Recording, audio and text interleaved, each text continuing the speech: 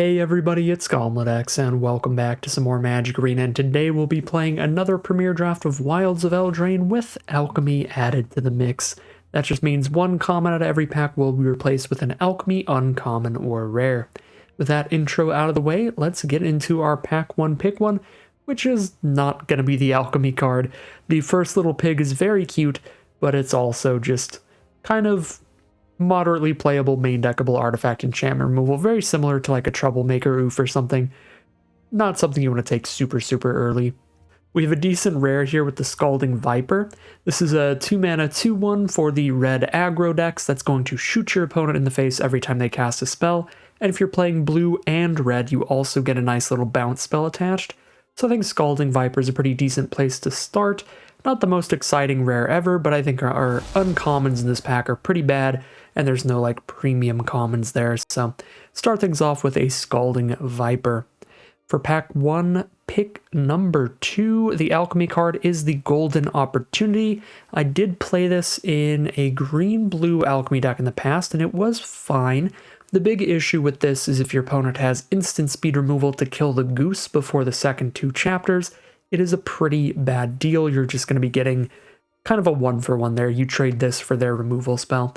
So Torch the Tower, Candy Grapple, cards like that play super well against this, and it's generally quite a slow piece of card advantage as well. So not the most excited about the Golden Opportunity Alchemy card, not excited about the other rare either, as this is for the grindy kind of blue decks, sort of the opposite of what our Scalding Viper wants to be in.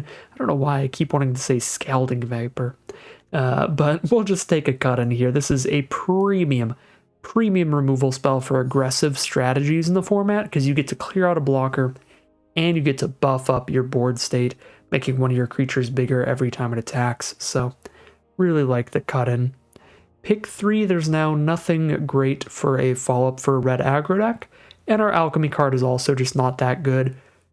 It's not even exciting when you're in blue. It's just like, alright, this is fine, I'll take it. And we're not even in blue yet. There's an okay green removal spell and an okay white removal spell. They both have their own issues, the issue with Grasp of Fate being that it does not work well against main deckable enchantment removal, and there is a good amount of main deckable enchantment removal in the format. And then the big problem with Curse the Werefox is it plays very poorly against instant speed removal, and there's a decent amount of instant speed removal in the format as well. Then your opponent kills whatever you're trying to use to kill their creature, and they kill your creature and your removal spell all in one. So some issues with those cards, going to lead me on to just the best off-color card in the pack, despite seeing a couple of removal spells, which I think is just Quick Study. Just a little draw spell in blue. Could be okay if we end up some blue-red tempo aggro deck with the Scalding Viper trying to get its Steam Clean adventure going. Pack 1, pick 4 now. Hollow Scavenger I think is my favorite card here. Just really solid stat line for the cost. You're getting a food, you're getting a 3/2, and the 3/2 can attack or block as a 5/4. We could also take the Evolving Wilds to stay open color-wise, or the Grow Old together for a pretty fun Alchemy card draw spell. But I'm going to take the Hollow Scavenger. Big fan of those Threat of Activation style pump effects. For pack 1, pick 5, we've got Return from the Wilds for some green fixing, but only really good green fixing if you're trying to ramp into really big spells as well. We've got Into the Fey Court, which is a very big blue draw spell if we want to get very far ahead in card advantage, or if we want to just stick to red since we're 2 cards deep into that color. We can take the 2-headed Hunter for the top end. That also gives us a little combat trick adventure. I think that is what I will take here. Pack 1, pick 6, nothing much going on here. There's another Hollow Scavenger that I'm a good fan of. There's also the Shrouded Shepherd that's fine but very far off color. I'll take the Hollow Scavenger here. That's a pick 7 Red Tooth Vanguard, so if we play a deck that can get a lot of enchantments hitting the board, such as roll tokens, which we already have at least one of with our Young Hero roll, then this is a 2-mana 3/1 trample that's pretty recursive throughout the game, so we'll take a Red Tooth Vanguard here. But there's also a pick 7 Hatching Plans, So I think this would be a super solid draft pod to be in blue in if you like the blue decks in the format. I just think that red pairs a lot better with more aggressive stuff. There are some okay blue-red spells decks, but we're seeing enough solid green and that late red tooth Vanguard that I think I'd rather be the kind of green-red beats deck than the blue-red spells deck here. And that is working out perfectly fine for us. That's a pick 9 Hollow Scavenger. Could actually just have a million copies of it. We could take the Red Cap Thief. This helps us splash in off-color adventures off of the treasure token, while giving us the treasure for some bargain fodder. So I think that that is pretty reasonable. Yeah, it's probably better than a third Scavenger, even though I think the third Scavenger would be perfectly fine. Okay, none of these cards are going to be exciting. I guess I'll speculate towards Diminisher Witch, so we still have a nice blue backup plan if one of our colors gets like hard cut here. Just rare draft the lock. Although Titanic Growth is a big combat trick, this has actually played pretty well, but I'm still going to just build up the collection there. Now and into the Fey Court. Yeah, blue is certainly an open color in this pod if we want to be there, but I think green and red are both looking more than open enough to play this kind of green-red aggro build. And pack 2, pick 1 is an incredible pack. Good lord. Oh my god. I think I'm going to take a Tough Cookie here. So it's a 2-mana 2/2 curve that leaves something behind even if your opponent kills it immediately, or if you draw it late game, you've basically drawn into a 2/2 and a 4/4 because you'll have the mana to animate those artifacts. If you have more food tokens off of cards like Hollow Scavenger, sometimes this is like a 2/2 and multiple 4/4s.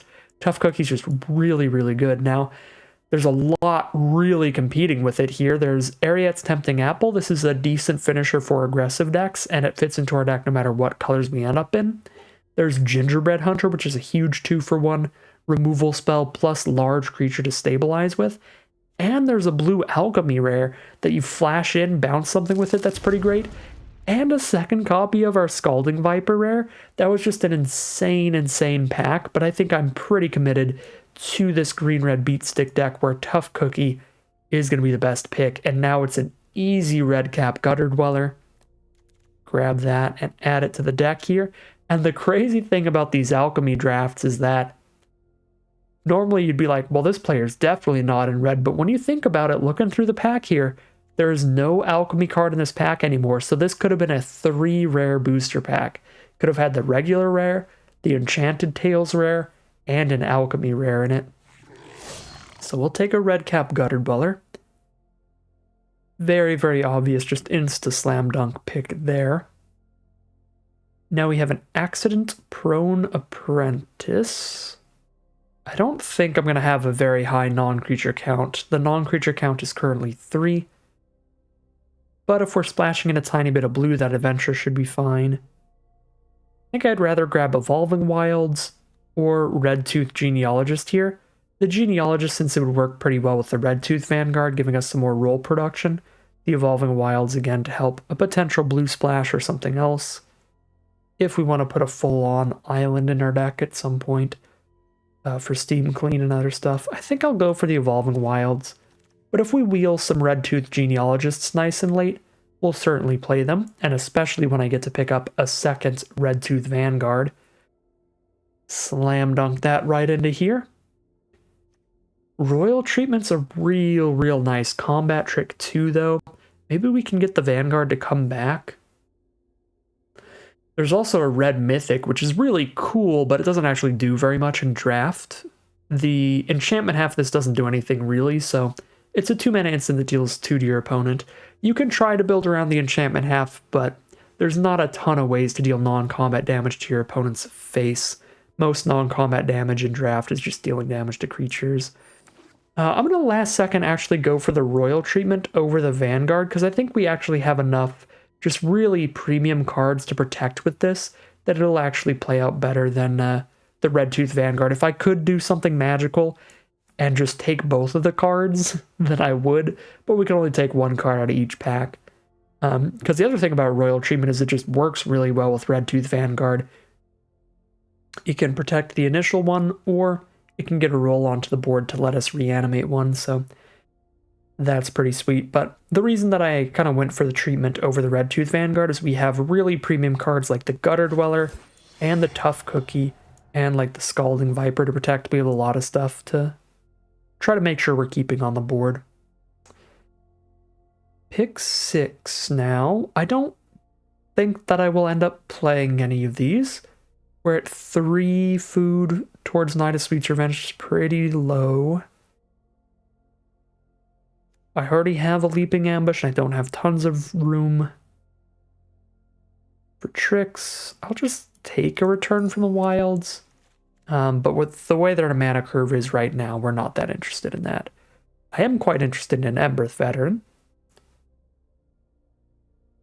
Yeah, we're a nice little streamlined 2-color aggro deck where a 1-mana 2/1 on curve should play really, really well. And it's got added flexibility, which is beautiful. Here's another Red Cap Thief, so that even without putting any islands into the deck, we have some random treasure tokens now and then that might hit off-color adventures. I will happily take a Tempting Apple as a finisher for our aggressive deck. We wield the Ruby Daring Tracker, which makes sense because if we recall correctly, this pack was insane. This was just one of the really, really, really high value packs. I genuinely think I'm low enough on non-creatures that I'd rather just have Daredevil than Apprentice. But the one thing you do want to think about with Apprentice is that all of your adventures technically count as non-creature spells. So that could up your non-creature count a lot more than you think. Like here we technically have 1, 2, 3, 4, 5, 6 more non-creature spells than it looks like, so actually that little thing might have been pretty good.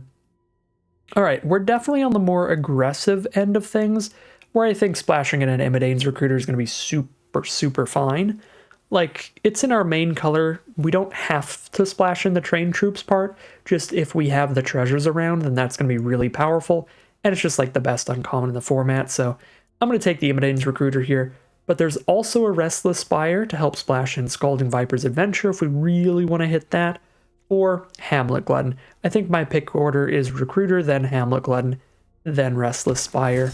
But we got to go for that Recruiter here. Card is nuts. Pack 3, pick 2. Now I can get a second Vanguard. Pretty fine. Or a Grabby Giant. Those are my favorite cards here. There's a pretty cool Alchemy rare, but we're not green-white. I'm not really trying to splash in any cards that need an off-color mana. I'm cool with splashing in off-color adventures, but if I have to hit my off-color mana to play the spell in the first place, it's going to be a bit of an issue. So we'll just take a Red Tooth Vanguard. I will happily take a Ferocious Werefox now. That's going to synergize really well with the double Vanguard. Also gives us another 4-power creature for Ruby. So I think we take Werefox here. I guess I could also take Graceful Takedown. We are quite low on removal. We've got 1 cut-in, 1 Tempting Apple. I guess I kind of have to do that, come to think of it. The Alchemy rare here is very cute. The Kellen's Companion. Every time you send something on an adventure, it goes into exile and joins them on the adventure. And then when they come back, it comes back a little bigger, so that's really cute. And Blossoming Tortoise is a super cool card, but the only thing it does in draft is mill 3 and try to put a land from your grave to the battlefield when you play an attack with it. So it's a fine card for decks with a really high curve. Decks that can use some extra lands in the late game. Doesn't really look like what this deck is doing, though. And it's a really cool card for Constructed because it's got some additional effects like the ability to reduce the cost of all of your land's abilities, which is pretty sick. Got a Bramble Familiar now, 2 mana 2/2 that taps for green, so it ramps into our 4s and 5s. Not that we have a ton of them. And if we draw it late game, we can just spend 7, mill 7 and put any card on the battlefield. That's not that good in this deck because we don't really have the beef. But it is probably a tiny bit better than like a Spear Guard. So we'll take a Bramble Familiar. Ooh, speaking of the beef, here's an Alchemy rare we can definitely use. The Heir to Dragonfire, and we're mostly going to try to treat this as a 5-drop finisher. So the way that it works is it's a 2-mana 2/2 with Fire Breathing, which is 1 red mana, gives it +1/+0 till end of turn. Or, for 3 mana, we reveal it from our hand to have it perpetually become a dragon, getting +3/+3 and flying. So turn 5, I could spend 3 to reveal it, turn into a dragon, get flying, and then 2 to play it, and it's a 5/5 flyer. Now, I think I've drafted this card before, but I've literally never drawn it, so I'm not confident on this. But I think you can technically reveal it multiple times. So if I don't have anything to do on turn 3 or turn 4, I could reveal it on like turn 4. And then turn 5, I can reveal it again and then cast it in the same turn and have it be like an 8/8 flyer when I play it. I think that's how it works, that you can stack that up multiple times, but I'm not 100% confident on that. We actually have a lot of 2-drops. I'm going to take a Flick a Coin there, get another treasure into this deck, and a little more interaction. This can't kill a lot of cards, but it could maybe stack up an extra point of damage into finishing a larger creature off. I don't know. We will see. We got the Werefox to wheel. I'm very happy to see that. All right, I don't think we're running any actual off-color basics, so we're just not going to run Evolving Wilds at all. And we'll just run the 3 treasure tokens for our 2 off-color adventures. And they're both on cards that are perfectly powerful without casting their adventures. So I think the mana base gets nice and easy here, where we just cast Imidane's Recruiter, buff our board, and attack in if we need to. But if we draw it with a treasure on board, we can wait a little bit, get those troops alongside it. And then same with Scalding Viper. If we just want to play this on curve and deal a bit of extra damage to our opponent, that's perfectly reasonable. But if I top deck it late game with a treasure on board, cool. I'll bounce something and then cast it. So pretty happy with how that has shaked up. We're red-green with just a bit of treasures for some random off-color adventures on cards that are already good without the adventures. So 23 creatures, 7 non-creatures. Ideally, we'd keep like all of these non-creatures, but I just really do not think Bespoke Battle Garb is going to be any good in this deck. There's a couple ways to trigger Celebration, but most often we're just paying mana and moving it around, and it's not very efficient at doing that. I guess I could put a second Leaping Ambush in over the Battle Garb and then still have 7 non-creatures, so I'll put that in for now. But I could certainly see just playing more than 17 creatures here. So what creatures do we want to cut? Loving the double Emberth Veteran Spearguard to get things rolling. Heir to Dragonfire is good. Scalding Viper is good. Bramble Familiar is good. Redtooth Vanguards are good. Witch Stalker is not, but Tough Cookie and Ruby are as well. So we'll drop the Witch Stalker. At 3 mana, Daredevil's the most awkward. 5 mana, Bruiser's the most awkward. Scavenger we can use on 1 and 3. So gives us a little extra way to use some mana.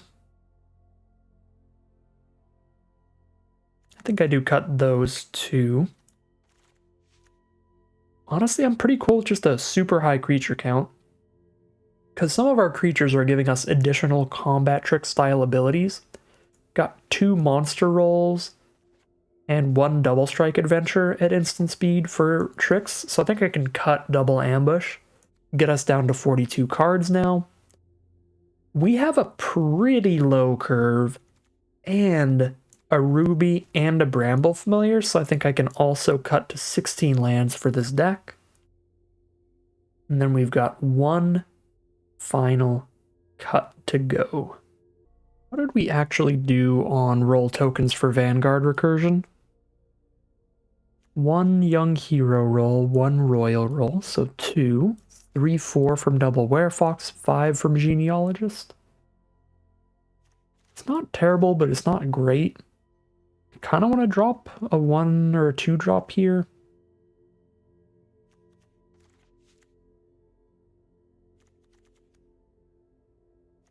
I think it's probably like a Spear Guard, 1 Vanguard, or a Bramble Familiar. Like one of these. We're not getting that much out of the Bramble Familiar, honestly. Yeah, I mean, a 2-mana Dork is not that just inherently impressive that you can just like shove it into literally any deck and be happy with it. Right, like would this deck run a Root Rider Fawn? I probably would, because I just love Root Rider Fawn. And we do have 2 off-color adventures that the Fawn can filter into. But, I mean, with 3 4-drops and 2 5-drops, you probably don't run the 2-mana Dork. And this is basically just Root Rider Fawn, because Fetch Quest isn't even that good in this deck. 7 mana, mill 7, maybe we find like a 4-3 is like our big top end we find off that thing. So I don't even think the adventure is very good. So I'm not that into the Familiar. We've got 5 enchantments for the Vanguard, which is solid, but not incredible. It's not like the dream deck for it or anything. We definitely have a bit of a kind of floppity deck here where we've got some treasure, some food, some rats. We're not like all in on rolls when this card becomes really, really recursive. So that's why that could be a cut. And then with Spear Guard, I don't think we need this much when it comes to 1-drops. We've already got 2 1-drop creatures, and we want to get the Bakery Raid mana spent on the Hollow Scavenger before we cast that ideally, so we have a food left behind for it. So that's another thing we need to be doing with our mana turn 1 or turn 2. So that kind of soaks up our mana with like 4 potential 1-drops to be spending our turn 1 mana on, where like a 5th, this is just the weakest of those. For something to cut there. So I think any of these 4 would be my opinion on the potential cut here. I think they'd all be reasonable cuts. Let's see. 1, 2, 3, 4, 5, 6. Still have 6 2-drops if I cut one of them. But I don't know. I don't really... I guess another way that I'm using additional mana is whenever I'm playing a role, I want to have 2 extra mana up for the Vanguard. So Bramble Familiar can use mana for that. Yeah, we'll just cut the Vanguard because I have 2 of them, so we can play it for a few games, see how it does. If I really like it, I can throw in the second. But all the other cards, like, if I cut the 1, that's it. The 1's out of the deck there. And I'll never know if I would have actually liked it that much or not. This way I get to actually see just 100% how the Vanguard performs in this deck, which I think will be fine. And then if any of these cards perform really poorly, we know that we can just cut a Bramble or a Spear Guard or something that I wasn't even thinking of if something plays really bad to throw a Vanguard back in. Or a Daredevil or a Bruiser or Witch Stalker. We've got other replacement creatures to try out. But I think this is a pretty solid starting point, and I think we're going to call it a deck here. Alright, and here's a look at the completed deck list for today. We're on a green-red beats deck with some powerful bombs and a pretty solid curve of just generally aggressive creatures. Start things off with some 1-mana 2/1s and 1/1s with haste. At 2 mana, we've got a bunch of dorks that ping our opponent like Scalding Viper, ramp us up like Bramble Familiar and Ruby, and just some really nice value plays like Red Tooth Vanguard that can be recursive out of the grave, and the Tough Cookie that can come with some food and start attacking with those food tokens as well. At 3 mana, we've got a little bit of fixing for our off-color adventures with a couple Red Cap Thieves. These can also ramp into some of our larger plays a bit early. We've also got those Hollow Scavengers that can eat food to attack and block as 5/4 creatures, which is super nice. And we top things off with Ferocious Werefox for a combat trick and a 4/3 trampler all in one card, and Two-Headed Hunter for a combat trick and a 5/4 menace all in one card. So that is the general curve of creatures. Skipped over a couple key cards there. The Red Cap Gutter Dweller, this Army in a Can, card draw engine in a can, just really versatile, really powerful bomb rare. And our other bomb rare, our main alchemy card that we drafted, the Heir to Dragonfire, which is going to be a 2-mana 2/2 with fire breathing, or basically a 5-mana 5/5 fire breathing if we reveal it and cast it on turn 5. But technically, again, I'm not 100% sure, but I think we could reveal this multiple times, so I could do it on turn 3 and turn 4, and then turn 5 reveal it and play in the same turn to make this like a, Lord, it'd be like an 11/11 flyer by the time we cast it. I think we can do that. I'm not 100% confident, but one thing that I know for sure we can do, we can reveal this from our hand on turn 3 and then play it on turn 4 as a 2-mana 5/5 flyer. So Heir to Dragonfire looking like a pretty busted bomb in the deck alongside the red cap Gutter Dweller. So some real explosive stuff there and just a solid curve of creatures. For the non-creature spells, we have 2 hard removal spells like Graceful Takedown and Cut In, and then a little bit of soft removal with the Flick a Coin to get an extra little point of damage in here, a temporary steal removal effect with Ariad's Tempting Apple, clear out a blocker and hopefully just kill them with it in the same turn, and then one nice little hexproof trick against our opponent's removal to protect our Heir to Dragonfire, our red cap Gutter Dweller, or anything in between. So really solid looking deck, and I'm pretty excited to see how it does. So without further ado, let's head into the gameplay. And here we are for game 1. Pretty solid opening hand. We've got good things to do with our mana throughout the game. Turn 1, play the Bakery Raid. Turn 2, play the Vanguard. Turn 3, play the Scavenger. And probably want to play Tough Cookie turn 5 so I can play it and get that 4/4 damage in for a turn. Get some guaranteed value off the cookie. Here's a Welcome to Sweet Tooth from our opponent. Could Scalding Viper to try to get some damage done to our opponent as they're casting spells, but I think I'd rather play the Vanguard. We know that we have a Cut-In in hand to get a Young Hero roll on the board, so if we have 6 mana up when we do this, we can spend 4 on Cut-In and 2 to return a Vanguard from grave. So I think Vanguard is just the most expendable creature, even if we didn't have Cut-In in hand, because we might draw into an enchantment at some point. Our opponent is on red, green, and black now. Showing off a third color here, and here's a Swine Rebellion, which I think is a really nice little draw spell, right? Get 2 of the pigs into their hand. Oh, it's actually 1 onto the board and 1 into the hand. Yeah, that's very good.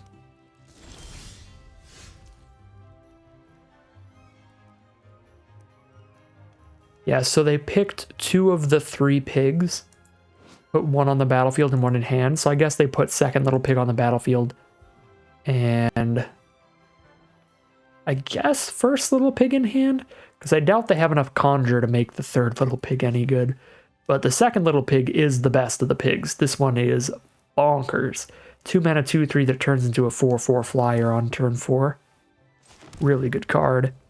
Even better with that Welcome to Sweet Tooth, and that's going to be a big issue because I cannot do anything about it right now. So if they put the counters on the second little pig, then my 1 removal spell is going to be too small for that pig. I think I have to just pass here. As expendable as the Vanguard is, I don't think I can just trade it into a 1/1. I think they're already incentivized to just put the counters on the second little pig, and they have done so. Well, if we were on the play, we could have killed the pig. Alas, we are on the draw. We did not have 4 mana up yet. And there's a Gingerbread Hunter to clear out our Hollow Scavenger as well. Pretty gross. Very nice 2-for-1 removal spell creature. There's mana 4, and it's too small to kill the pig. So, I can play the Viper and the Cookie. Now we're running into a 5/5, even if I can start animating 4/4s.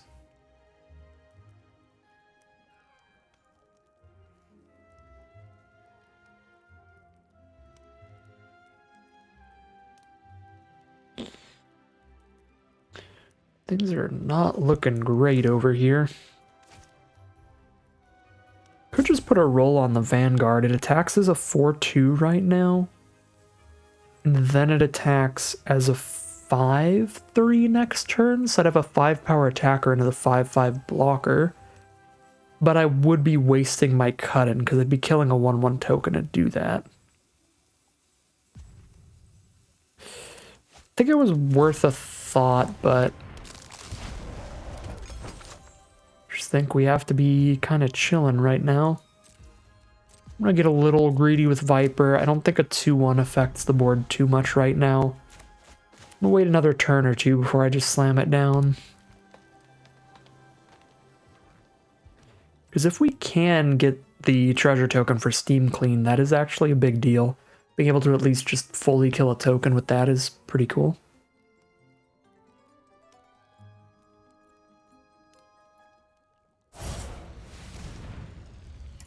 There's their own cut-in.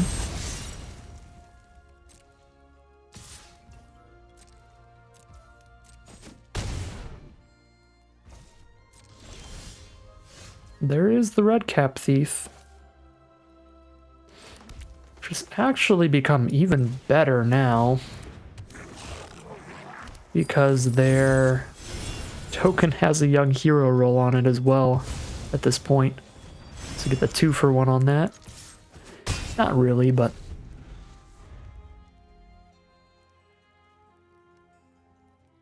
it is definitely more impactful than the 1/1 now. If it ever gets to attack, it's at least a 2/2.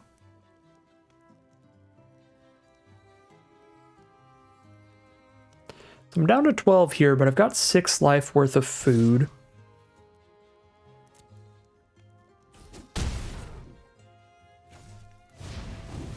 There's the gingerbread hunter.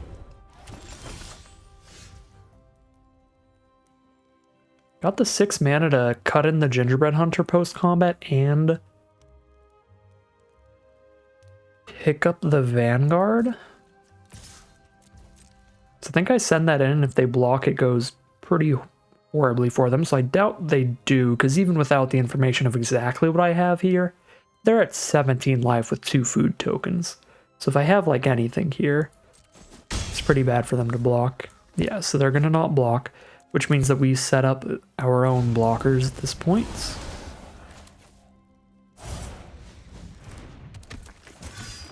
And I've got enough mana to eat a food and sack a veteran if I need to.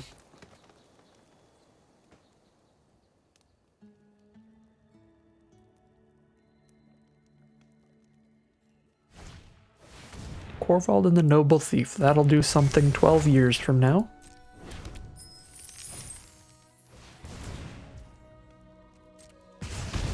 There's a first little pig to exile something. And they're just going to pass turn. So the one thing about that Corvald and the Noble Thief, even though it's going to be a couple turns before they try to cast my spells against me, it did give them a treasure immediately, which means they actually have the mana to turn the little pig into a flyer at this point, which they would not have had otherwise. So they can have a 6/6 flyer on their board because it's got 2 counters on it. So we just get some chump attacks in here.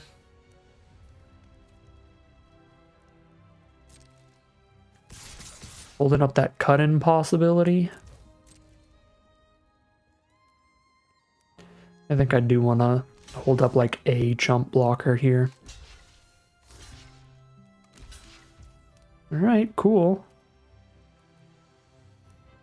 Yeah, this looks pretty good to me. We get to kill the second little pig to make sure they're not going to have a flyer. But they're still going to have a 5/5 on the board, so we're certainly not going to be in the lead or anything. We're still losing this game, but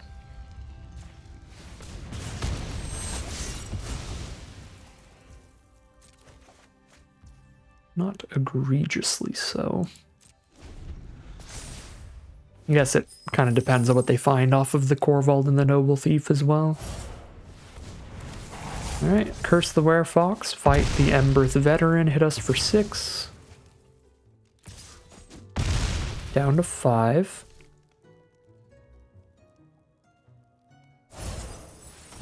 Ooh, and the Witch's Mark to get out of any flood. Discard a land, draw 2. Two-headed hunters. Interesting.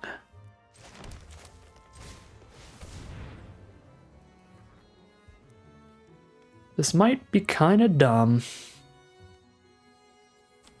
but it feels better to try to block and give double strike than it is to have to double block with a 5/4 and a 3/1.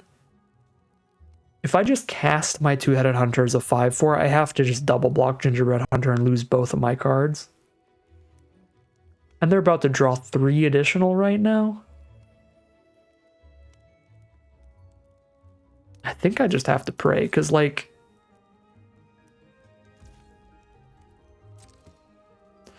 if they have, like, the combat trick or the removal to make it to where giving the Vanguard double strike is not going to trade into Gingerbread Hunter, then we're still just going to die, because they can just use the combat trick or removal on the 5/4 Hunter, and I'm left with a single 3/1 against a bunch of cards. So I think I need to hope that they just hit blanks here and grind out as much possible value out of these cards as I can. So if they hit blanks, we can turn it around. Because if they don't hit blanks, we're losing regardless. Either way we play.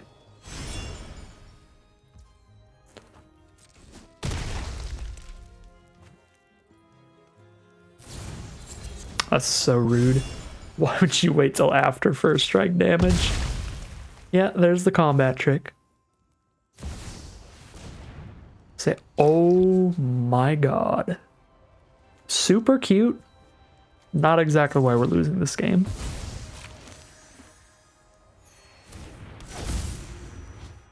Really, really cool card.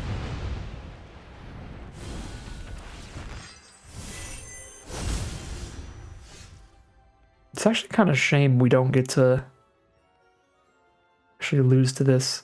Like, if somebody played an Overcooked turn 3 and they started going for it with, like, the food deck, that would be so cool. But it's like, this game's already over. It's not anything to do with the Overcooked at this point. The food fight. Yeah, because now I play the Hunter, block there, take 6, they throw food at me. Yeah. Alright. Overcooked is a really, really cool card. I wish that that was, like, the game plan from turn 3 onward. That would have been a lot cooler, but I just got 2 for 1 to bunch with some just high value stuff. Mainly like Gingerbread Hunter style cards. So 0-1 to start things off, headed into game number 2. This hand looks pretty cool. I don't think it actually looks crazy because all these creatures are very small, but it does look very fun. They're also all hasty. The apple early is not going to be particularly helpful, but I can do it. I'll have the mana. Witcher's Vanity, a Spear Guard. Smallest Witcher's Vanity ever. Let's go. Kill my 1/1 that replaces itself anyway.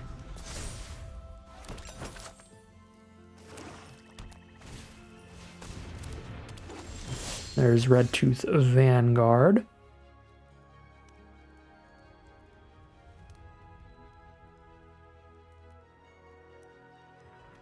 Already got pretty reasonable attacks. Recruiter's not going to change them. Let's drop the tough cookie then. And if they don't kill the cookie, we will animate a food and attack with that next turn, because that'll also buff Ruby. Although because of the Wicked roll, Ruby would still just trade into the Vanguard. We can still threaten some big damage next turn. Maybe I even just apple the Vanguard here just to hit them for 1,000. Probably not against a food deck. But I think I probably cast Tempting Apple a little bit too sparingly.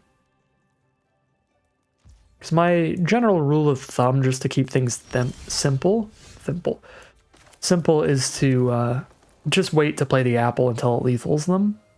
But I think there are times you should play the apple just to get like 15 damage in against the 18 life opponent, you know?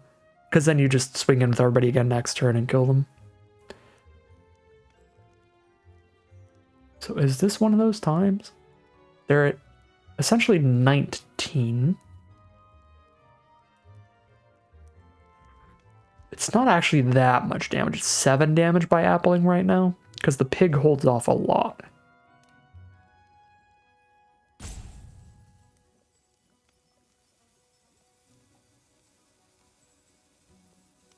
Might just be setting a food in.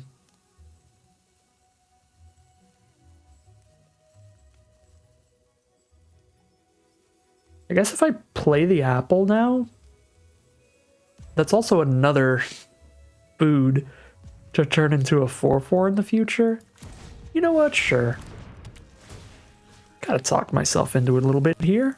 I think that's kind of cute. Because then next turn I can just tap out and attack with 2 4/4 foods. If they don't kill Tough Cookie. If they do, we Recruiter and we can always throw the apple at them for 3. If they kill Tough Cookie, it's going to be pretty bad. That is not killing Tough Cookie. So we do our thing.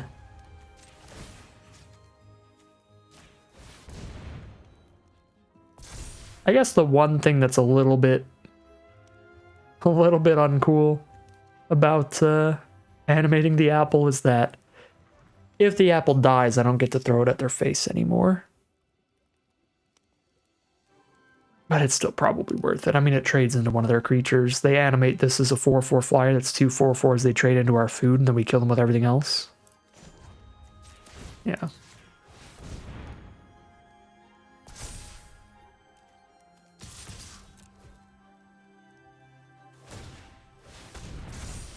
Yep.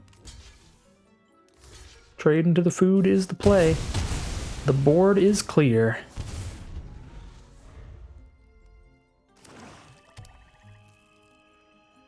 Five mana for our opponent now. Galefang is the play.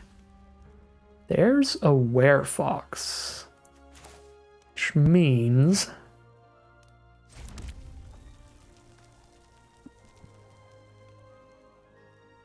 I can guard change and then graceful take down the Galefang. Because then I'll have 2 creatures on board I can use this. 1 enchanted, 1 non-enchanted. I can kill the Galefang and just attack for 5. Or I could just put a monster roll on Ruby, play the Werefox. Ruby is a 2/3 that's going to get +2/+2 when we go to combat. Ruby attacks as a 4/5. It's 1 less damage, but in the long run, I think this is better because then we have an even bigger attack next turn. And we still have the removal to clear out anything. So yeah, next turn I can just clear out whatever and also Recruiter. I think this leads into a really good follow-up turn. Even if they shatter the 4/3. Because I can Recruiter 3 takedown. And we're already lethal on board, but takedown can also kill the Galefang now. Because we buff up from shooting it for 4 to shooting it for 6. Alright. Pretty nice stuff there. Opponent got a little bit stuck on... Well, they didn't really get stuck on mana. Their spells were just too expensive to where they can only do like 1 thing a turn in those later turns. And we were just kind of slamming down a few threats a turn, which stacked up pretty well for us. So 1-1 it'll be heading into game 3. Here we are now for game 3. This is a pretty bad hand. We only have 2 creatures in the hand, which means Imidane's Recruiter is not going to do much. We're also on 2 lands right now. Our creatures don't start till 3 mana, and all of our non-creature spells are pretty late game plays. The Apple, the Royal Treatment, the Takedown.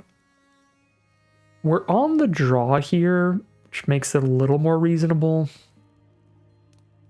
to expect that we can find land 3 on time.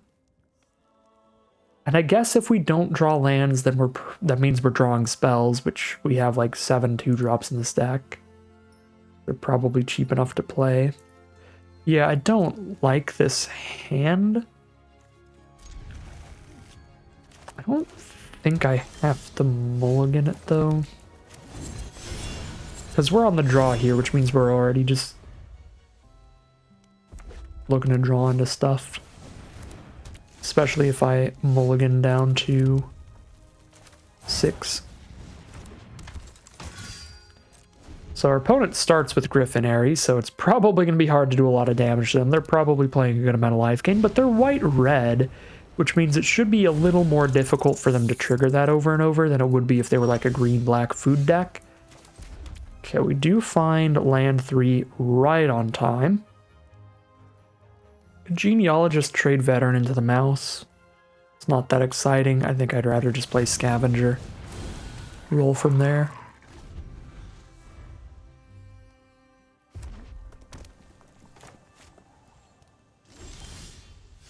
Beautiful. We found land 4 and now we can do everything.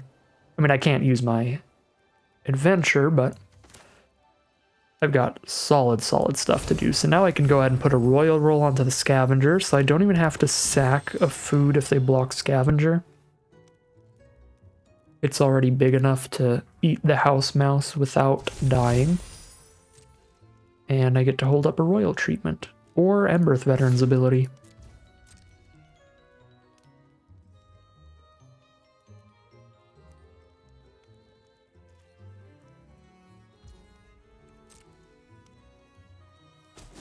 Alright, hit for 4, pass the turn.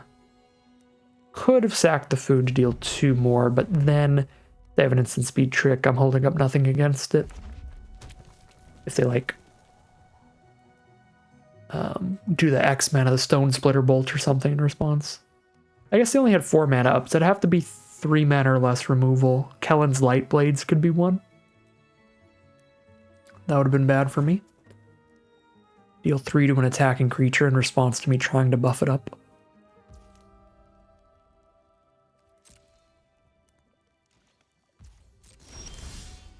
There's a ruby. 2 mana, 3/4 haste. Those are some stats. Let's jam it out. Now I have the mana to eat the food for scavenger and still hold up royal treatment.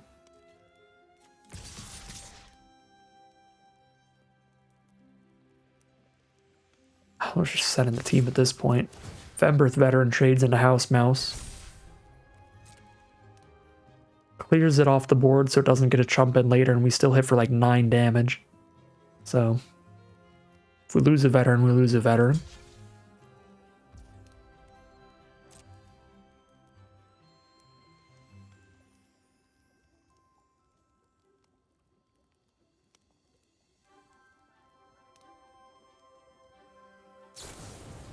Go for a Stone Splitter Bolt on Ruby. Let's save Ruby. And buffer up. And there's just the concession from our opponent. That is going to end game number 3, and we are now 2-1 headed into round 4. Solid hand here for game 4. Turn 2 Vanguard, turn 3 Scavenger it up. With multiple ways to get an enchantment on the board, a royal treatment and a cut-in. The fact that we have a 1 mana way to put an enchantment on board is much better for the Vanguard, so I don't have to wait till a potential turn 6 recursion play.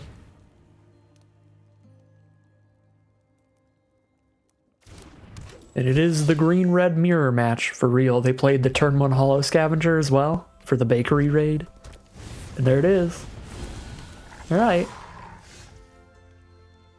Once again, if we were on the play, we could cut in here and that'd be beautiful. I can still take down the scavenger, but it doesn't seem great to me. Let's just jam in with the Vanguard and maybe even drop a red cap thief to guarantee we've got cut-in mana next turn. Even if it's 1 less power on the board for now. Plus that lets us hold up royal treatment. Not that we need to protect either of these creatures, but we have that option open, as well as guaranteeing solid mana next turn. Well, we've got our cut-in target. They only have 1 green source and it's tapped, so I'm not worried about Hexproof trick to protect the tough cookie. It would have to be a red spell that gives it an additional 3 toughness, which I don't think exists in this format. There's like plenty of +2/+1 style stuff, but that's not going to be enough. Okay, so we can cut it on the tough cookie, or we can graceful takedown and not spend the treasure. If I try to graceful takedown, they might respond with removal, but I have the royal treatment if they do. So I guess the biggest issue here is if I try to graceful takedown Redcap Thief onto the tough cookie, then if they have the +2/+1 trick, they can cast that and make me use the royal treatment. Be pretty gross. So I guess we have to graceful takedown Vanguard onto the tough cookie. So the +2/+1 won't save it. The only thing that saves it is them trying to kill Vanguard. And if they try to kill Vanguard, I can royal treatment.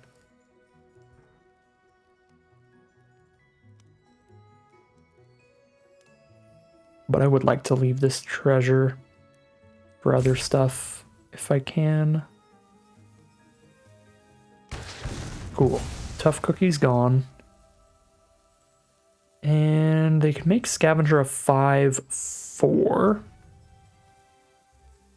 Well, I guess I might as well sack the treasure for Bramble Familiar. Sack 1 temporary mana to get a permanent mana. But if... I feel like if they block Vanguard and just try to buff the Scavenger, then I kind of have to try to Werefox on Vanguard here. Although they thought for quite a while when I targeted the tough cookie, so they might have a removal spell and opted not to use it on Vanguard then, and then I get 2 for 1 if I try to put a monster roll onto it, so I'm just playing a little safe here. Let's just get the mana to work.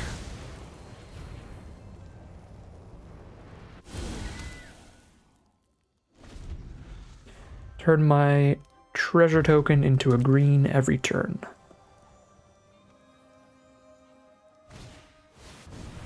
Never mind.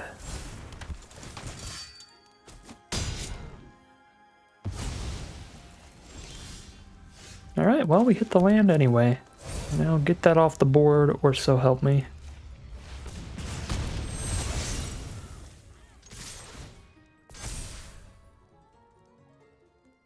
Young hero roll on the Redcap Thief so we can send in the whole team for damage here.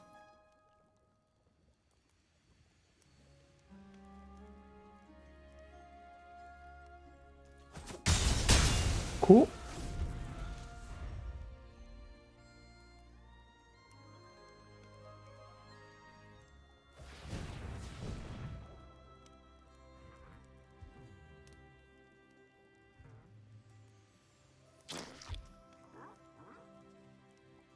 Depends on what we draw, but I think probably dropping Scavenger and holding up Royal Treatment looks pretty reasonable to me.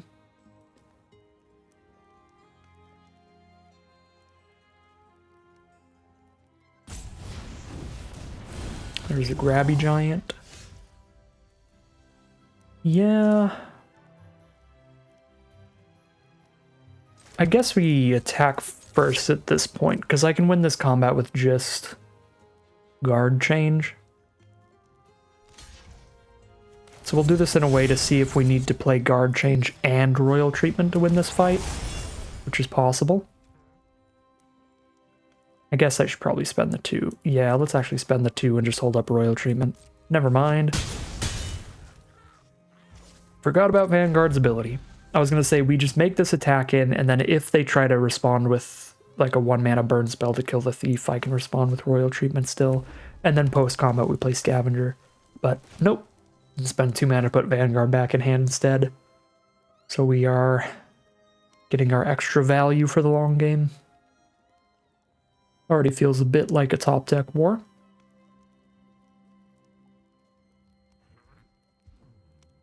So let's get as much card advantage as we can out of our plays. Turn that Werefox into a 3-for-1. We cleared out their Grabby Giant with it. We're gonna get a 4/3 trample on the board, and we got a 3/1 trample to our hand with it. So I can't beat Realm Scorcher Hellkite. I think I just get bombed here. Our only way to win is to make a wide enough board state to hit them for 12 over time, and they have a food token. But like if I send Red Cap Thief, it just bounces off. And they get to start pinging our whole board. That's just a super disgusting rare. I think I played against it like 3 times in my last 6 drafts.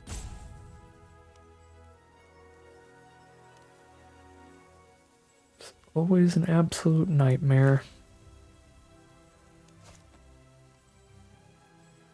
Yeah, I can't do anything. I guess I need to find Tempting Apple or something.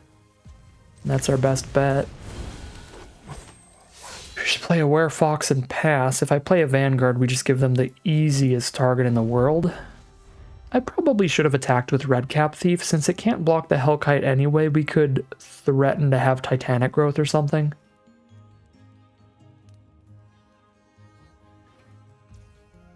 Because they might be like, well, the only way I lose this game is if the Hellkite dies, so I need to make sure that it doesn't die to a combat trick. So we might have been able to get 4 free damage out of that, so I should have done that. There was really no advantage to not doing it. Now they can just triple target the Werefox. As the play.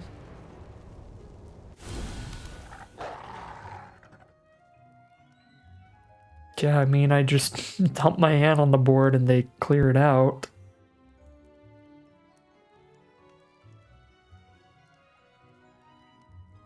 But at least this threatens to have 4 toughness. If they use this correctly, though, they could do 1 damage, wait for it to resolve, and then target again, and then I respond by doing this, and they target in response to that. So they can do that with only 3 triggers. So they can do that with 6 mana to kill that. They can 6 mana kill that. But we can stop 1 time one of their attempted 6 mana kills.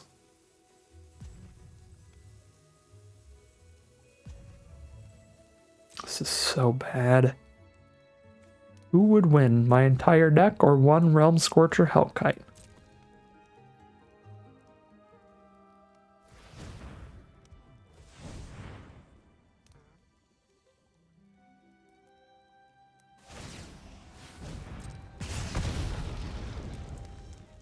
We do get to at least have them skip a turn of killing stuff with this royal treatment.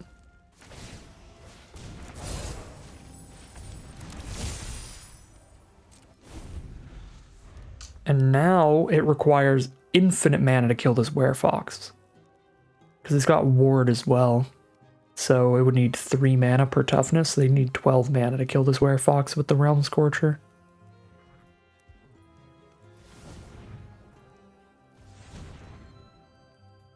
So again, we're just looking for our Tempting Apple or our Double Strike trick. What else we got? That's all I can think of off the top of my head.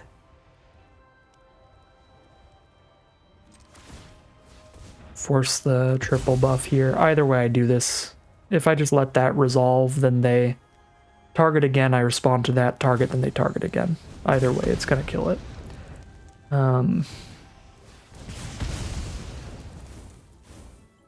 Our Heir to Dragonfire would be a big one. Flick a Coin could be a big one if we're lucky.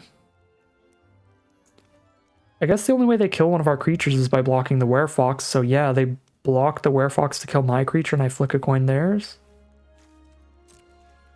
And even if they don't block the Werefox, I just get 5 damage in without losing a creature, which is awesome. Alright, well, I wasn't expecting that to work out, but there we go. Now we've got a very, very real shot here. But they haven't had to cast any spells the last 2 or 3 turns, because they just cast the Hellkite and then dumped all their mana into it. So they can very well still have stuff to recover and stabilize the board state, since they haven't had to spend any cards to just deal with everything we've been playing.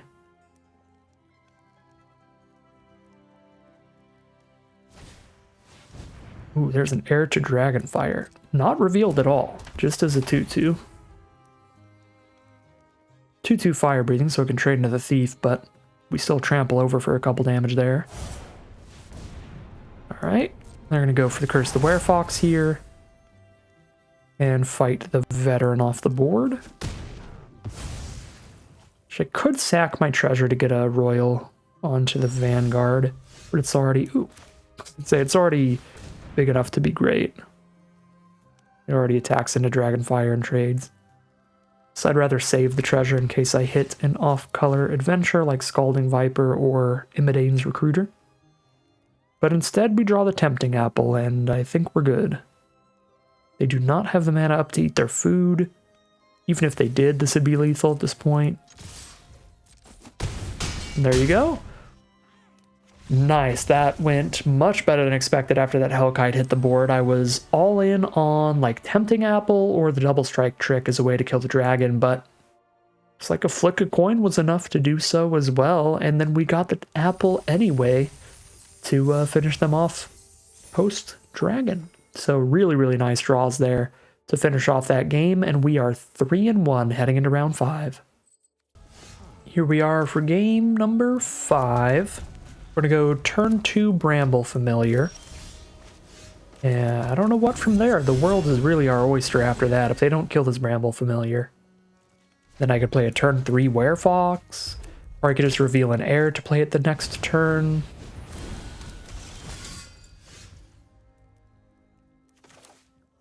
They're red-white here. They could have white removal spells to like exile this thing, but could make it too big for red removal spells to deal with.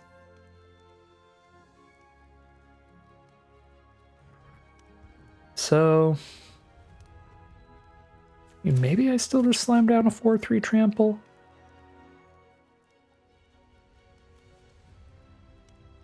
Yeah, it's probably better because there's like cooped up and stuff. And if I just dump my mana into this turn and next turn and then play it and then it gets cooped up, it's going to be significantly worse than just playing a Werefox, playing a 5/5 flyer and going from there. Because a 5/5 flyer is already going to be a huge deal playing that next turn. I don't think I need to skip a turn of playing a threat to make it an 8/8. That's really annoying. 3 mana 4/2's dot deck is actually kind of scary here. I mean, I guess at least we trade. We're not just going to die to the 4/2s, but yeah, there's nothing I can draw onto that's going to make our attacks significantly good when these things have 4 power. They're just always going to trade, so might as well. If I trade in on attacks, I get to trade and deal 2 to them. Bold from our opponent, so... I mean, they could just, like, Tempting Apple us to death or something really silly. But if we get that little bit extra damage in there, backed up with some Scalding Viper damage or some Tempting Apple damage with this air hitting them in the sky, only takes 2 more swings to kill them. But it only takes 2 more swings to kill us.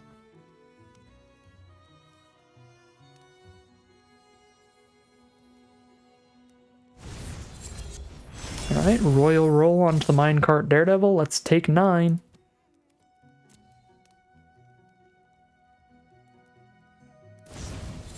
Double Strike, we are alive and they are dead. Correct. We're doing 11 already and then we just steal Daredevil and deal 16. 7, 8, 9, 10, 11 plus 5 is 16 damage. Or I steal the, just to be able to Fire Breathe because it's cute. Let's steal the non-ward Daredevil. But I could also spend 1 more mana and steal the ward Daredevil and not Fire Breathe. Cool. Love to see the tap out from our opponents that we know that we're just safe to go for lethal. Because if they had like some open mana there for potential instance, I'd be really scared about trying to get a Tempting Apple kill when they can easily lethal me on the crackback. But opponent just goes for big damage numbers and that gets us that guaranteed apple kill, and we are 4-1 now, heading into round number 6. Here we are for game 6. Cannot keep this on the play. I am a very greedy man, so maybe on the draw somebody could convince me, but Definitely not on the play. Alright, and this is going to have to be the keep. It's not a very good one. We need to draw some creatures. But I think we keep it and ditch, well, 3 mana with Ruby. Probably ditch a land here. Now let's see what we draw into. This game will heavily rely on drawing into creatures. I'm going to play it pretty safe here against Torch the Tower. Deal 1 less damage to our opponent in the long run just to guarantee Ruby sticks to the board because Ruby is the only creature we have.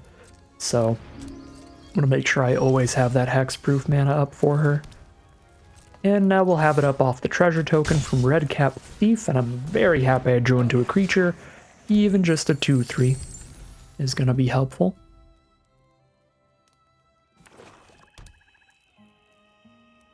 We're playing against the full Jund, red, green, black, plus Collector's Vault there for treasure tokens. As well as just a nice card selection engine. They get to draw a card, discard a card every turn, and just dig for some threats. Which we could use as well. A 2/3 is another creature that was a helpful draw, but we still don't really have like a threat. Just hitting for 3 damage a turn is not much. There's a flick a coin to the face from our opponent, get a treasure token, draw a card.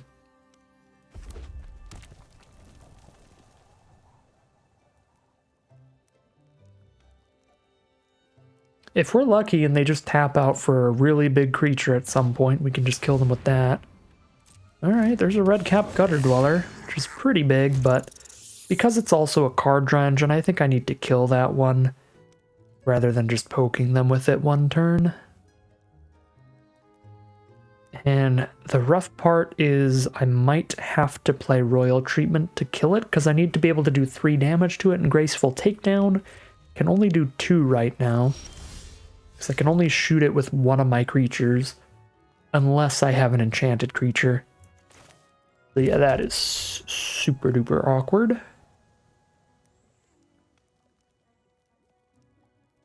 Because we do not find a creature, which means I would have to 2-for-1 myself. I'd have to spend 2 cards to kill the Gutter Dweller, but it very well may be worth it. I think there's enough like 3/3s and 3/2s here that I'm supposed to buff the Redcap Thief. And then Graceful Takedown.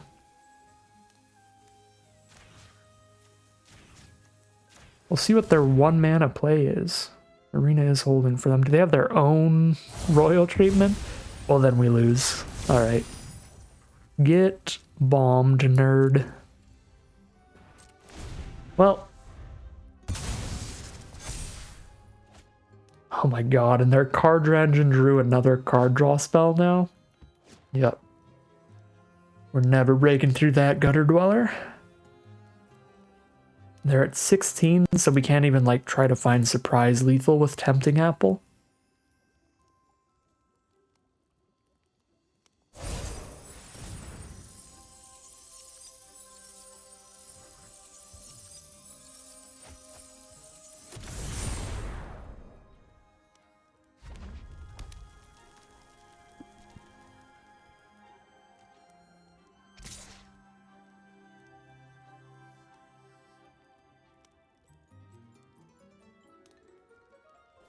I mean, maybe they don't play any follow-up creatures and we can chip in for just a few points of damage this turn.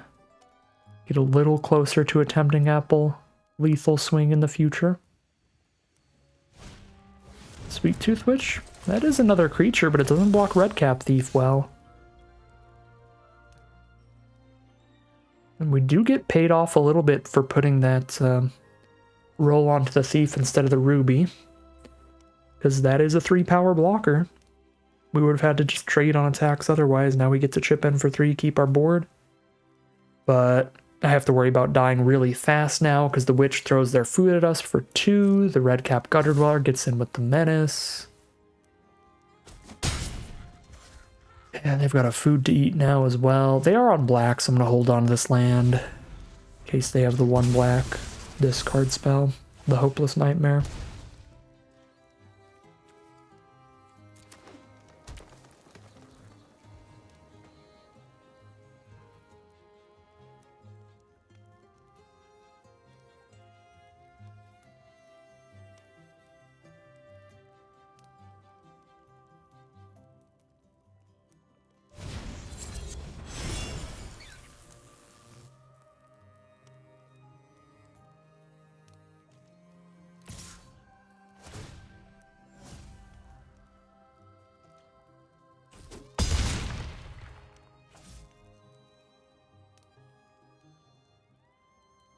Down to 7. Pretty much one final turn to try to find lethal. I don't think we're getting there, even if they just play like the tortoise here. It's more than enough blockers. They're going to go for an accident-prone apprentice. Well, two-headed hunter's kind of a thing.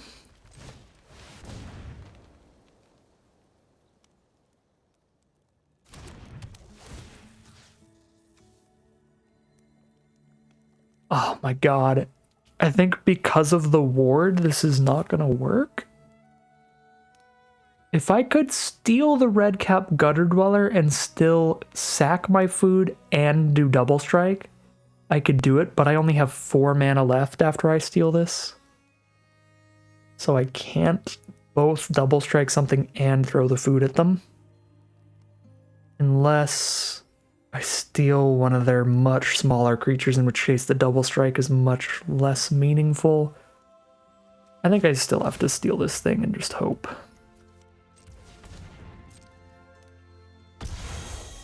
Hope I somehow deal like 16 damage. If I had one more land, I feel like it'd be possible, but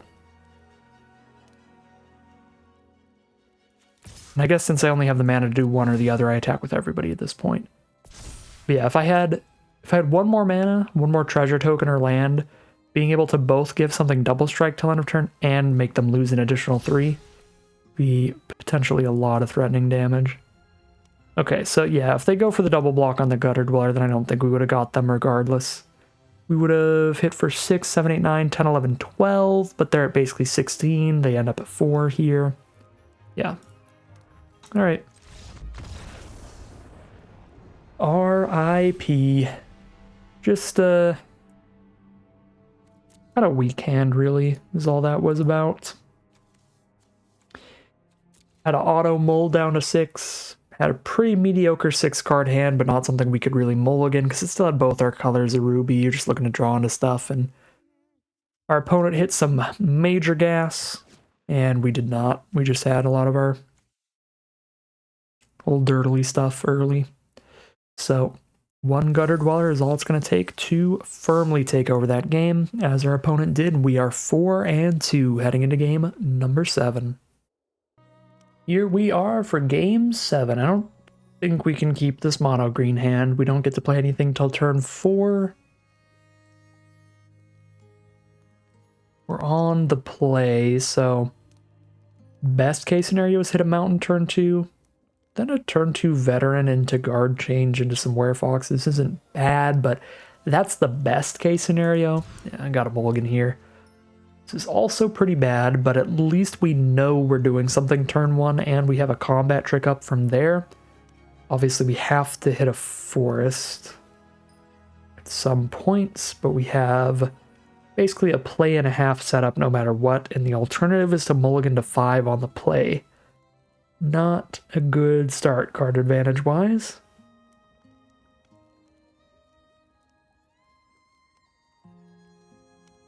I'm only running 16 lands, though, which means we're only on 8 forests, so the odds aren't great of finding a forest super fast. 1 out of 4 cards about.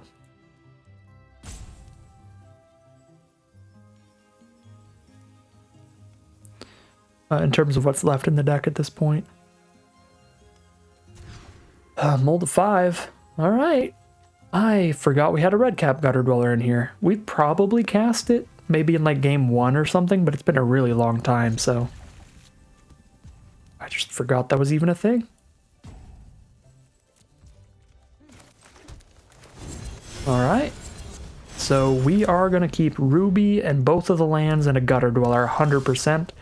The only kind of question there is whether or not we get rid of a Tempting Apple or a Hollow Scavenger, and I'm pretty sure we get rid of the Tempting Apple. Even though the Scavenger doesn't fit into the curve perfectly, the Tempting Apple is just such a late game play.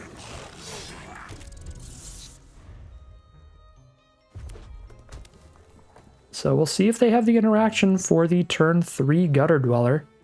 Obviously, turn 3 Gutter Dweller's kind of gross. Looks like a no to me. We're going to get at least one piece of card draw off of it. Guaranteed. Which feels great. Also get the Ruby buff here. I could either get Ruby to attack in as a 3/4 or use Ruby to just cast the Vanguard now. I'm just going to cast the Vanguard. Apply as much pressure as we can as quickly as possible. Because we don't really have... well, I was going to say we don't have enough cards to just keep playing stuff throughout the game. So let's just deal as much damage as we can with our cards early, because they're ahead quite a bit. But then I was like, well, we've got a Gutter Dweller on board, which kind of means we have a ton of cards.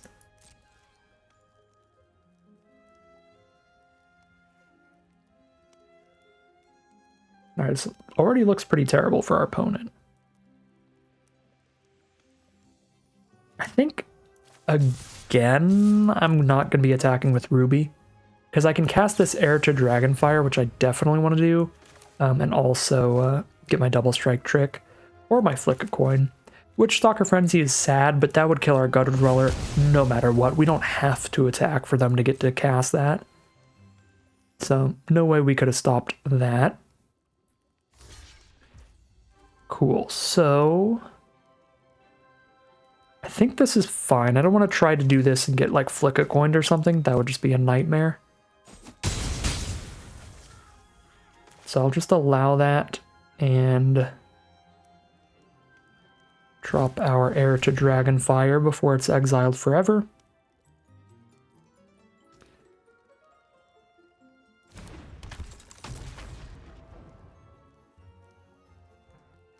And because that was exiled, we couldn't reveal it from our hand to give it the buff or anything, which is a little sad. Ooh, well, I am so glad I didn't try to give Double Strike to something. Because they did have the removal. If I tried to give Double Strike to the Vanguard, they would have killed it and countered my Two-Headed Hunter, put that in my graveyard as well, and then we'd just be straight losing from here. I already don't feel great about our position anymore, but I don't think we're just losing. But we're definitely pretty even, and things looked incredible for us a moment ago. Opponent kind of tied it up real quick. I've got that Flick a Coin for Red Cap Thief to kill their Red Cap Thief. And if they don't block, we just hit for 2 and play a Scavenger. Get that damage bounce, get that Flick a Coin. Find a mountain. Which means with that treasure, I could play Two-Headed Hunter next turn, but I could also just play Scavenger now. I can play Scavenger now, and then I'm still just 1 mana away from casting the Two-Headed Hunter. And next turn, I could cast Graceful Takedown and my Double Strike trick in the same turn. Even if I don't hit a land. I think that'll be fine. We do hit a land, so we do still have the option of Two-Headed Hunter if we want. Let's go big, shall we?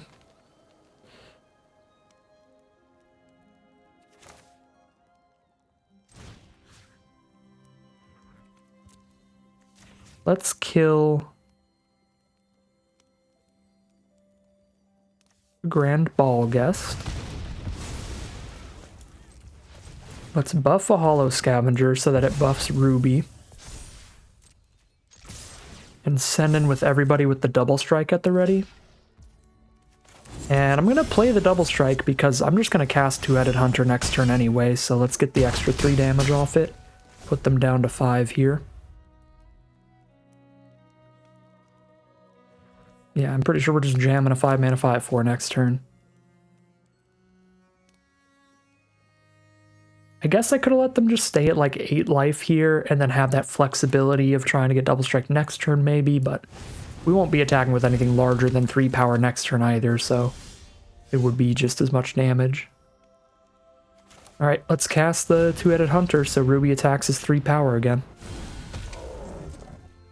And they need instant speed removal to not die right now. Otherwise they block a 3 power creature and take 5. There's the concession. Really solid stuff that game, mainly because we got to resolve the red cap Gutter Dweller for a couple turns. The card's always going to be pretty busted. That really got us out of the mulligan there. So very, very happy with Ruby and red cap Gutter Dweller, those being the super premium cards for us that game. That is going to push us up to 5 and 2, where we are in the money, getting 1,600 gems out of the 1,500 gem event. Awesome place to be, but we'll see how far we can take it as we head into round number 8. Here we are on the play for game 8. Really nice curve, with these adventures really smoothing it out. Get our food token turn 1, get our Vanguard turn 2, get our Scavenger turn 3, get our Werefox turn 4. Always get to hold up a guard change during combat if that would matter, but it probably won't. I guess if they try to rat out here, we can do it. Try to rat out pre-damage. They do not. So here's Hollow Scavenger.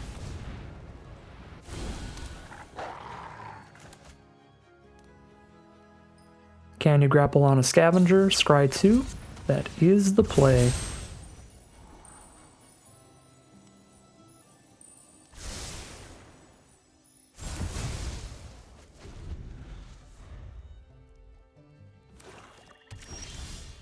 Alright, just 3 black sources turn 3. Jamming for 4, play a 4/3. Bunch of trampling damage on the board with a Tempting Apple for once they do establish some blockers. Seems like a game plan. There's a Wicked Visitor. Oh, Ruby is such a draw.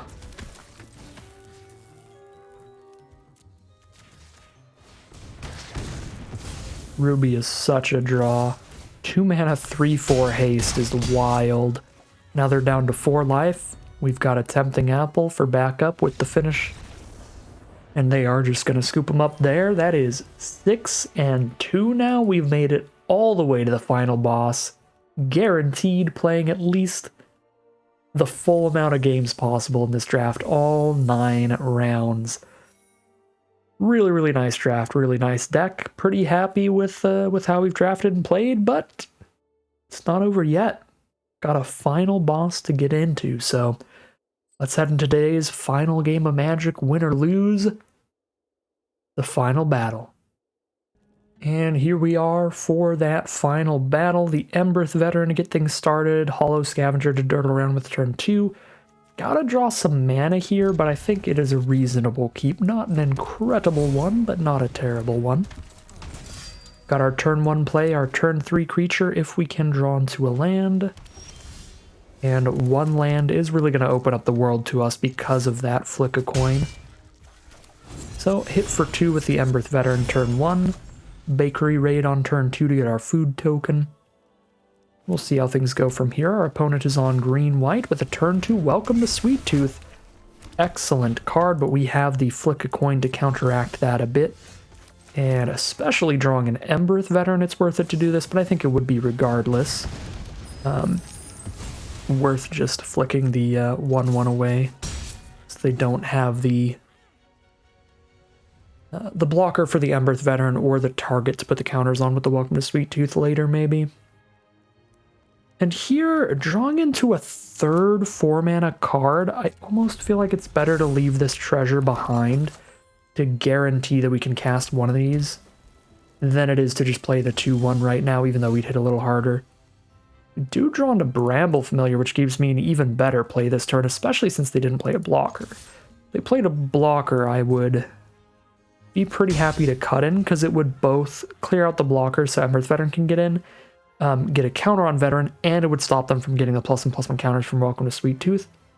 So then I would have spent the treasure, but I think that's the only thing that would get me to spend the treasure over playing a permanent Mana Dork and a 2/1 in the same turn without spending the treasure. So really good draw with that Bramble Familiar, and even better position that our opponent did not manage to hit a 3-mana creature there. Oh, even worse position. Never mind. They actually hit the perfect 3-mana creature because that evades sorcery speed removal and gets the counters next turn still. and it clears out one of our creatures. If they tap out, we can still cut in on it next turn, and then we'll get our Bramble Familiar back. But if they don't tap out, we have to be worried about several combat tricks. Green and white are the best colors at protecting their creatures. White has a +2/+2 trick for only 1 mana in this format at common. Green has a hexproof trick for only 1 mana at uncommon, as well as several ways to give +1/+1 to +4/+4 at common as well. So there's a Curse of the Werefox, so really big stabilization from our opponent, because that also makes the Werefox bodyguard, even without removal, or even without a combat trick from them, too big for our cut-in. So that is huge for our opponent. Just completely invalidate the cut-in here. And the other thing that's awkward about the bodyguard is they can sack it for 2 mana, so if they ever don't tap out, I can't even steal it with Tempting Apple, or they can sack it in response, so we need to keep that in mind. But I think I have to just jam out a Werefox here, hope our opponent is tapping out to where we can steal their bodyguard, and then sack it with its ability to get our card back. That seems like the best chance of clearing out the bodyguard, but I have to wait till I have a 5th land, because it's 4 mana to steal it and 2 mana to sack it to its ability. And of course there is always the possibility we can just Tempting Apple something and kill them, if we can get enough damage in. But I really like that flexibility of being able to just steal the bodyguard just to sack it, kill one of their creatures and get one of ours back, even if we can't find lethal with the apple. Okay, so there's a Savior the Sleeping. Do they have a land for turn? Please no. Please no. Utopia Sprawl is not a land. So even if they play land for turn from here, they won't be able to afford bodyguard. So here's our moment of truth. Basic land being the best draw in the deck right now, because that gives us the incredible Tempting Apple play. It is not a basic land. So we just cut in the Savior instead then and hit for 7. And we're just trying to find a lethal apple next turn now. That's what we've got.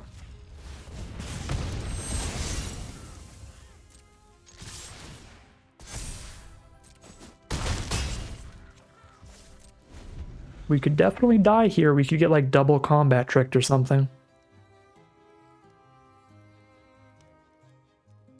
But I'm pretty confident attack all is the right play without knowing if our opponent has double combat trick or not.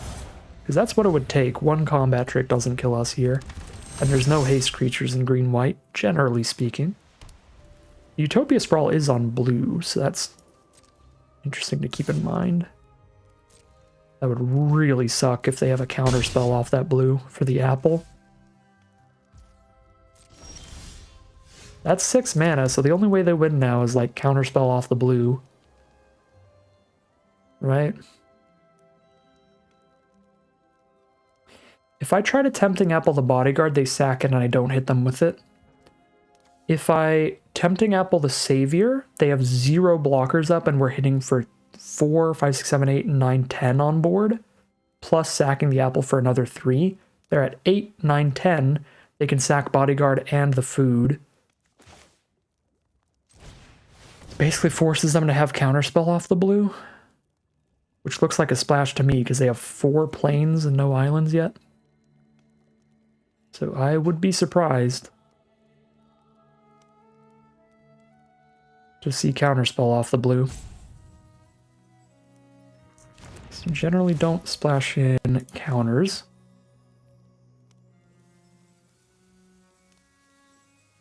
Since you need to have them on time. And splashes should be for the cards that like you can draw super late in the game and they're still great. See what it is here. Stroke of Midnight, their own Savior. Gives them Well, now they're tapped out of sacking the food in the bodyguard. So I think they're still dead. Does give them a 1/1 chumper for veteran, but they take 4 from Werefox and 3 from Apple, and they don't have the mana to eat their food, so they are dead. Unless they also have the +2/+2 lifelink trick. Then they're at 7 basically, but we still deal 7, 4 there and 3 there. So I think I try to do this rather than trying to charge the veteran. I mean, either way, I think it's the exact same amount of damage. Moment of truth. 1 mana up from our opponent. And it is not enough. That's going to be a trophy run from this Wilds of Eldraine Alchemy draft. Very, very nice stuff. One final look at the deck here. I believe we got to cast absolutely everything. Never got to cast the Train Troops Adventure half of the Recruiter. We just didn't have the treasure at the right time. But we did just jam in for extra damage, giving everybody +1/+0, which was pretty sweet, so... yeah, as far as I know, we cast everything. We won some games with Gutter Dweller card draw over time. We won a game with the Heir to Dragonfire, that big flying body. Got some Scalding Viper chip damage in. We animated a food token and a Tempting Apple with a Tough Cookie once. There were a lot of 2-mana 3/4 haste rubies. That was awesome. Just everything in the deck played out really, really well. I don't think there's any huge overperformers or underperformers. Actually, you know, maybe Ruby would be the overperformer here, because generally Ruby is just like a mana dork to ramp into the big stuff, and she did help with that, casting a red cap Gutter Dweller turn 3 sometimes. But so many rubies were cast just as a 2-mana 3/4 haste, which is such a wild stat line. But if you top deck it later after you've got a Werefox on board, that is what Ruby is if you're just trying to get extra damage in, and this deck certainly is. So Ruby really played well.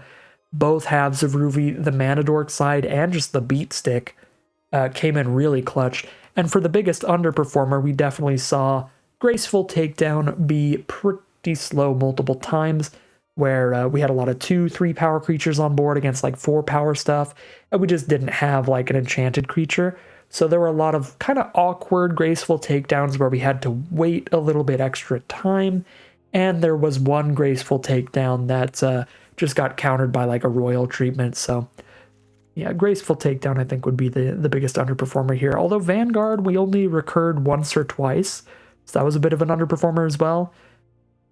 The text reads so well, but I don't think I've ever actually done anything that crazy with Vanguard when I've drafted it, and I have drafted a lot. That is probably something I'm overdrafting. So that might be the biggest underperformer when you think of it that way. Not that it did horribly, but just that I drafted it pretty highly. Like seeing this pick 7 pack one, I think was a huge part of me jumping on green here, and I'm actually sure that's the craziest signal ever, because how it plays out generally, how powerful it is generally, is probably around there, you know? And I am just overestimating it a bit, so maybe there's that as well for a learning point for over and underperformers. But yeah, just loved the deck. Super fun stuff. Everything got to shine, and it played super well. That's a 7-2 full trophy run, full prizes, maximum number of games played today. Just an excellent day of Magic. But that is going to end today's video. As always, I'd like to thank my patrons and YouTube members for their support, as well as you for watching the video. If you're interested in seeing some more videos like this, you can always like, comment, and subscribe to let the YouTube algorithm know to send you some more in your recommended feed. If you'd like to catch me live, you can check out the Twitch channel in the link in the description below, where I'm live every Wednesday. And if you'd like to support the channel directly, you can check out the Patreon link in the description below.